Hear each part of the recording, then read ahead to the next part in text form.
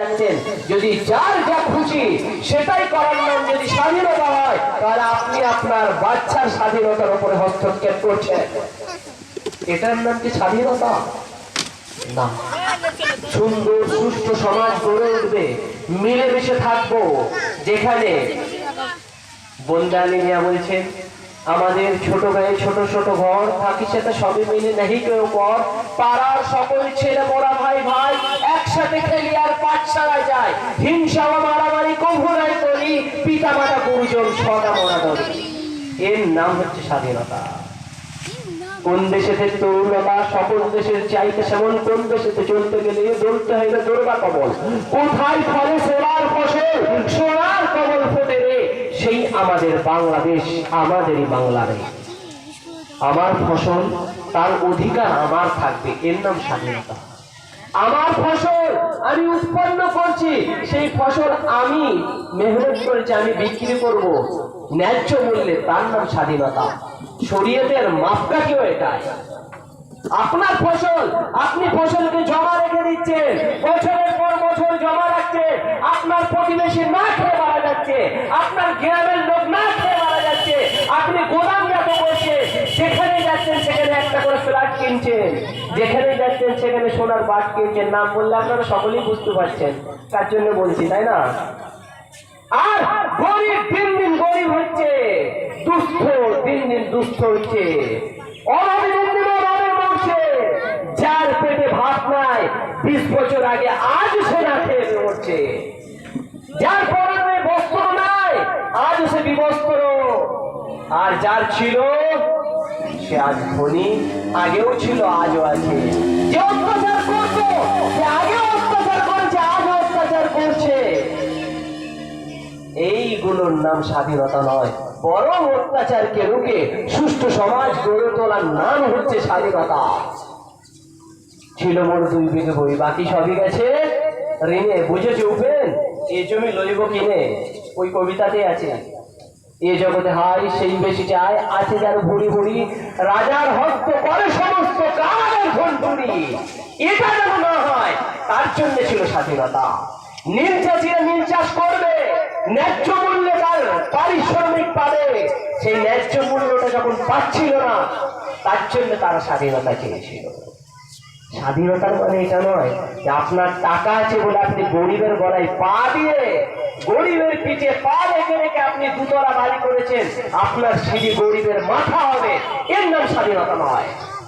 স্বাধীনতার মানে এটা নয় যে আপনি হিন্দু, আপনি মুসলিম, আপনি খ্রিস্টান, আপনি জৈন, আপনি বৌদ্ধ, নিজের ধর্মের কারণে অপরকে অত্যাচার করবে, এর নাম স্বাধীনতা নয়। কোথায় লেখা আছে আপনার ধর্মগ্রন্থে মানুষকে কষ্ট দেওয়া যায়? নবী পাক সাল্লাল্লাহু আলাইহি ওয়াসাল্লাম 1400 বছর আগে বললেন, ইরহামু মান ফিল আরদ ইয়ারহামকুম মান ফিস সামা। তোমরা দুনিয়াবাসীর উপর দয়া প্রদর্শন করো, আসমানবাসীরা তোমার উপর দয়া প্রদর্শন করবে। নবী পাক সাল্লাল্লাহু আলাইহি ওয়াসাল্লাম বললেন, লা ইউমিনু, প্রকৃতপক্ষে সেই ব্যক্তি মুমিন নয় যার পেট ভরে আর প্রতিবেশী ক্ষুধার্ত থাকে। ইসলামের শিক্ষা দেয়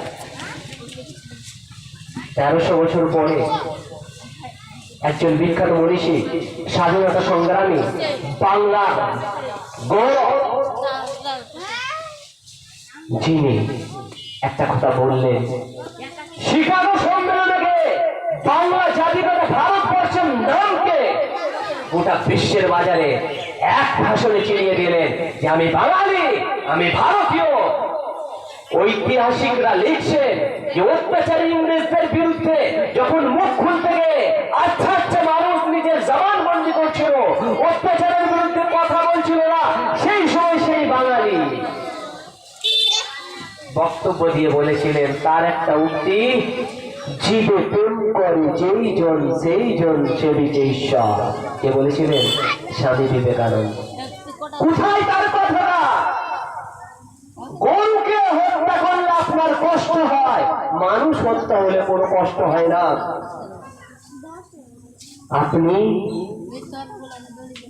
রাবণের দলের লোক, আপনি রাবণের বোন, যে সোনার হরিণ যে সমাজের মধ্যে ঘুরছিল আর সীতাকে লোভ দিল, লোভ দেখাচ্ছে যে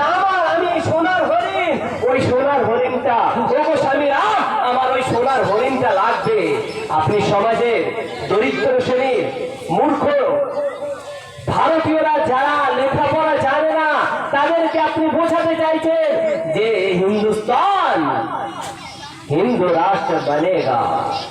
বলাটা সহজ, বোঝাতে কি চাইছেন?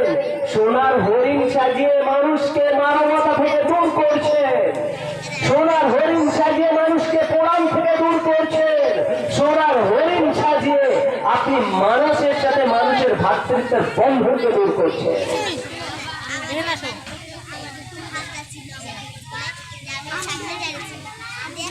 ভুলে গেছি আমরা ভারতীয়, যে ভারতীয় ইতিহাস অতিথি দেব ভাবে বলা হয় সংস্কৃতে।